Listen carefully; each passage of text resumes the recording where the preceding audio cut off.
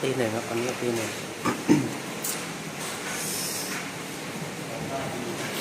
เหมือนฝนตกหนักเสือสจ.จูดพามันแบกก๋วยเตี๋ยวเปื่อยลอยเปื่อยลอยชิ้นหายไปแล้วเมื่อกี้นี่รอชิ้นก่อนเลยขับรถมาเองครับไม่มีรถสองแถวไม่ออก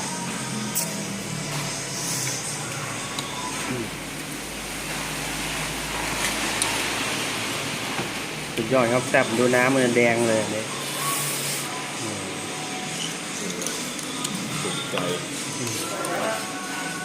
เผ็ดเลยผมกลัวกลับไปนอนไม่ได้ปรุงเผ็ดเกี่ยวเนี่ยเผ็ดมากเลยนี่ไม่แดงปิดกลิ่นลิ้นปิดในหลักเกิดคันไง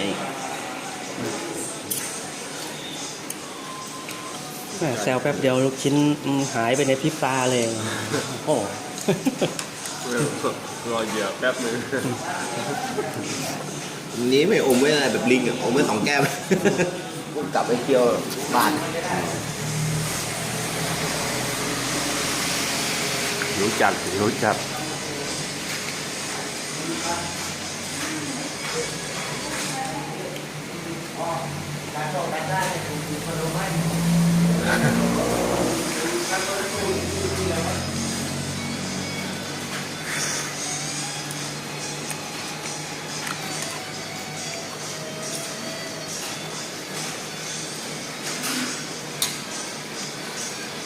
น้ำอร่อยมากครับน้ำอร่อยมาก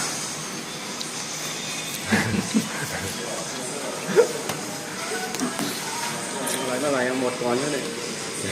ทุกงานเนี่ยผม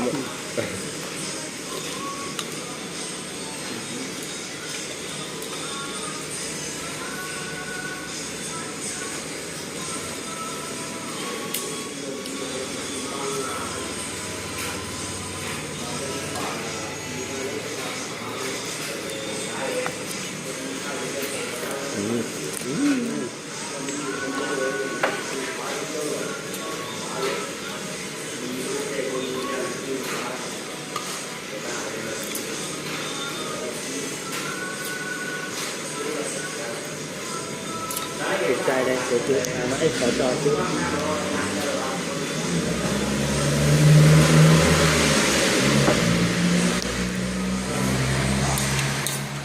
เหลือเ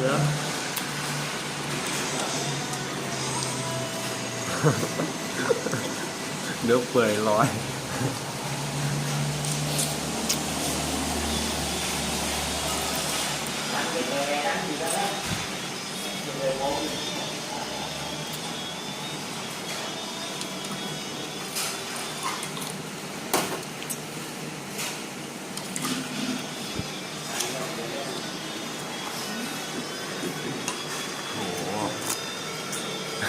ไม่เหลืออะไรเลย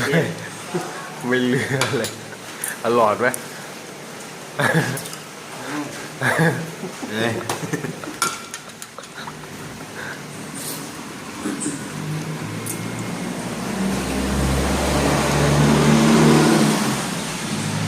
เดี๋ยวคืนหน้าจะพาไปกินที่ใหม่อีกวันนี้จากไปร้านส้มตำเลยนี่ยังไม่ถ่ายเลยหน้าเอาบิ